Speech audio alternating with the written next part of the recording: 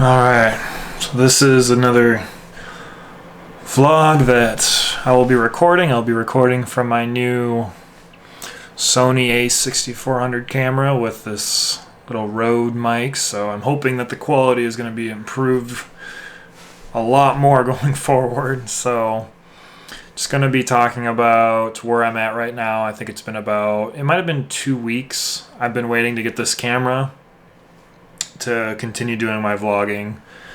I've been doing a lot of schoolwork as well, and I think I've been pretty successful so far. Google during my entrepreneur career this last month, I've been selling mostly on Google and eBay, so that's what's been making me the most. Facebook, I've just been trying to run it one a day. The whole Chinese New Year thing is over. That was getting ridiculous. So I think that things should do a lot better. For a while there, in the beginning of February, I sold a bunch of these handhelds, and these suppliers, they weren't shipping them out. They were telling me, "Oh, be patient." And then, long story short, I couldn't get the orders out like I wanted to, and suppliers weren't communicating with me, so I just canceled a bunch of orders. I probably lost like 3 sales out of the whole ordeal. 2 suppliers shipped an item after I canceled it. One of them refunding me, so we'll see what happens. And then another one, I put a dispute because I said I wanted it canceled and it already shipped. So I don't know. It's hard to say who's in the wrong, because if I was in their position, I don't know. But I'm also a really good communicator. Like, I respond usually within an hour or two of all my customers, because I believe that if you want to give the best experience, efficiency, speed, and communication is key. And if you're missing 2 out of those 3, that's never a good thing. Because if you're not communicating and you're slow, well, that's not good. Or if you're not being efficient with your time, so if you're not setting the right expectations, which sometimes in some of my listings, like in Etsy at least, I don't think all my customers understand that when I say 1 to 2 weeks processing time, it might take that much. So some people, it's hard to really say, because you get excited, you order it, and then you're like, "Oh, is it going to be here?" And then you're like, "No." And then they're like, "Crap. What are you going to do?" It's hard. Being a buyer and being a seller is hard, because you think you set the right expectations and then you realize you didn't. So I've been learning a lot there, trying to figure out how to set the right expectations, because I believe that if someone's told they're going to wait 50 days very clearly and concisely, when you tell them it's going to show up earlier, it's a lot more exciting and more satisfying than, "Oh crap, I didn't know it'd take this long." Because when you're buying a gift for someone, that's another big thing. I think majority of my orders are gifts, like either a husband for their wife, or her wife for their husband, or a gift for a child.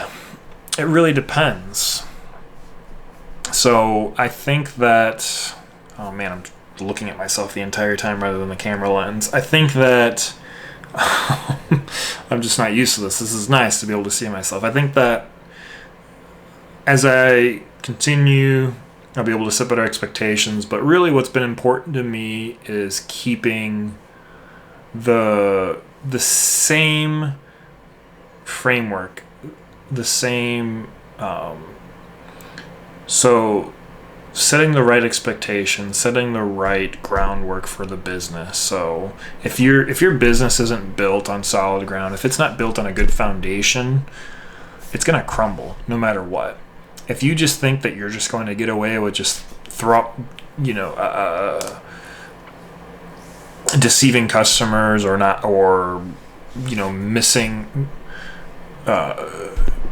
the mark on a lot of key things like customer service, or just being friendly every once in a while, or giving random discounts, people, they're not going to appreciate you. I think a lot of Chinese suppliers might probably get a huge wake up call from this, because I've seen a lot of them have terrible feedback, and for them it's probably normal to do the business practices they're doing.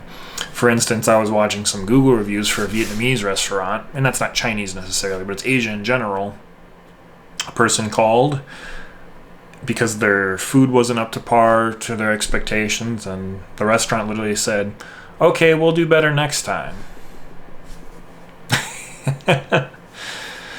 Not even offering a refund, coupon, anything. And in America, that's expected. If you screw up, you get a discount. The customer receives a discount or something. I remember working in retail. Literally, customers would ask me for a credit because they had to take so long to do something on their account. And sometimes they're justified, but usually they're not. But that's the expectation. That's the point. If you want to set the right customer service, that's what you're going to do, is you're going to make sure that everyone is taken care of and everyone is happy.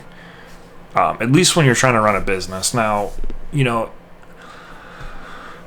if you're just if you're working for someone else, you're obviously not going to give a crap. Employees aren't going to, obviously. So for people who've never owned a business, they have no idea what it's like to have to set those expectations.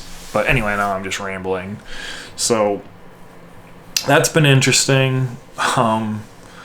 Learning about like shipping from China, like these Taobao, these fulfillment centers have been interesting, where they'll ship the items from these Chinese, like Taobao, or what is it, 1688? I think that's what it's called. That's been interesting learning more about, because especially during the Chinese New Year and the coronavirus outbreak, everything was just halted. But it's nice to know that I can go through other suppliers if needed that don't offer American shipping. So that's good. Oh gosh, what else? But mostly, there's a lot of good things, but I guess I haven't touched on a lot of the negatives. I think a lot of the negatives have been trying to multitask, like doing homework and studying, taking classes. Really tough to do that, especially when I haven't been in school for 4 years. That's been tough, trying to juggle a business and school. Some nights I just get so stressed. My wife just literally told me, "I'm surprised you didn't quit," because she said she would have. So I guess that speaks to my tenacity. You really have to be tenacious. You have to be adaptable. You have to be focused, because you're gonna fail. Things are not gonna go the way you want them to. You're gonna make mistakes, a lot of mistakes, if you're looking to get into entrepreneurship. But it's so worth it. I wouldn't. All of these, what I love about when I screw up, and Gary Vee talks about this all the time. What I love about it is that, you learn from it. You're better next time. You get a setback, but going forward, probably not going to make that same mistake again, and you only learn how to be better at what you do. Like me, biggest mistake I made was telling customers I was shipping from American warehouses, which was true, but a lot of these Chinese suppliers either weren't shipping from U.S. warehouses, or they had like one item in stock via who knows what. I don't know if it was fulfillment center, but they'd only have like one stock, and then I assume they would just refill, which makes sense. I would do the same thing, honestly, if I was in their shoes. But when you get like 5-6 orders, that can be a little stressful. So and then I'm finding out that they shipped them out and then just didn't communicate or mark them as shipped, and it's just like, even though you did what you were supposed to, or your fulfillment center did, whatever, you need the tracking number. You can't just get away with not, just expect us to just be left in the dark. And that's just bad communication. That's bad business. A customer doesn't want to know 4 days later that, oh, by the way, your device was shipped. So I'm learning to communicate better with my suppliers, make sure that the right expectations are set, trying different suppliers as well. Being willing to test is not a bad thing, but don't test a supplier that's not willing to communicate with you, because you won't know what's happening, or they won't be as willing to help you out with some things, or you know what, they might just be shady. I have a supplier who I ordered something like 3 weeks ago, and I've canceled an order because they never got back to me, and it's still awaiting cancellation, which it'll eventually go into cancellation status. But they had a product that was really, really cool.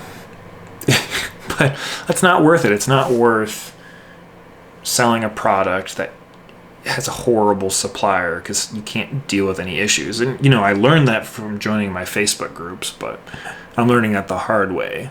And that's good. You got to learn the hard way. If someone tells you something, more than likely it's a good thing. Now, some things you shouldn't take advice. Like, all the advice from all of my fellow, people on Facebook groups, entrepreneur groups, they all said, stay away from electronics, stay away from electronics. And I'm over here like, why? Yeah, it's, there's a lot of technical know-how. People are going to ask you questions that you don't know. Things are going to, technology is going to fail, but technology is the future. If you're just going with clothing, everyone does that. There's so many clothing stores. You have to stand out significantly. Electronics, I haven't had to stand out much. But anyway, I'm about 12 minutes here, so I'm going to try to do this more regularly. I hope that this new setup works a lot better. Might try a different angle. I don't know if I like it this low, but all right.